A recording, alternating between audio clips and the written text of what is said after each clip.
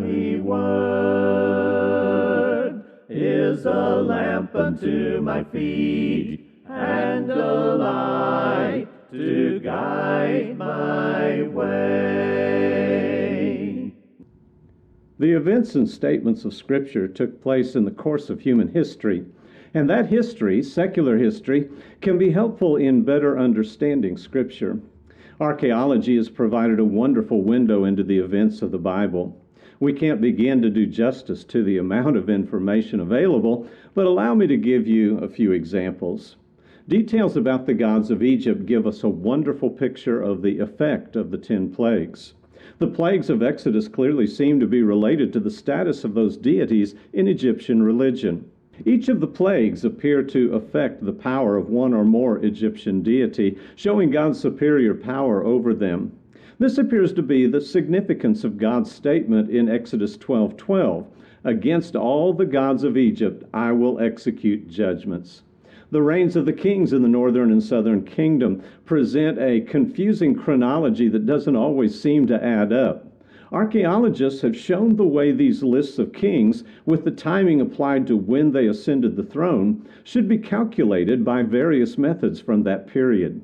This has allowed us to get a much clearer picture of how the reigns of the kings in Judah and Israel lined up with each other, and helps relate them to other kingdoms as foreign influence dictated how these were actually calculated.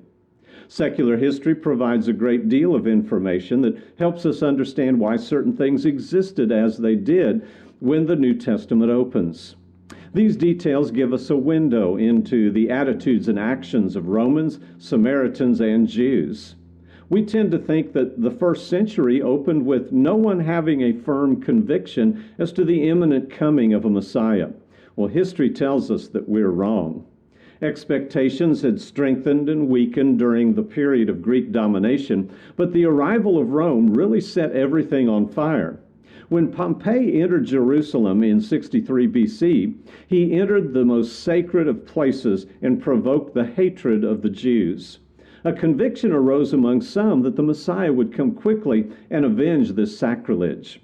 Undoubtedly, these people were familiar with the prophecy of Daniel about the fourth kingdom, which they would have known was Rome.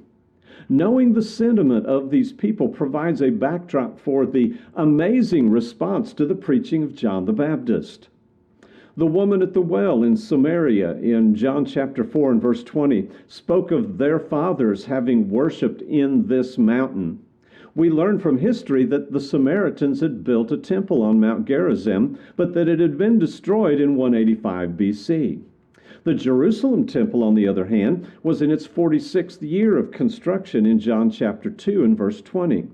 Knowing that construction began in 20 to 19 BC, we can date this chapter to around AD 26, depending upon the certainty of when Herod actually ascended his throne. Bullinger, he points out a common Hebrew proverb that applied to any great teacher, saying that he was a rooter up of mountains. But this becomes quite a contrast as Jesus uses it of the humblest of disciple who would by faith move mountains from one place to another. Burning books of magic in Ephesus holds a great deal of significance when we realize that this city was considered one of the centers for the practice of magic. Furthermore, knowing that the Ephesian theater was capable of seating around 25,000 people might give us a better feel for the magnitude of the riot in Acts chapter 19. There isn't time to cover everything I would love to bring up, but I want us to understand that while these historical details are not inspired scripture, they cast a great deal of light upon it and help us get a good feel for how historical Bible events truly were.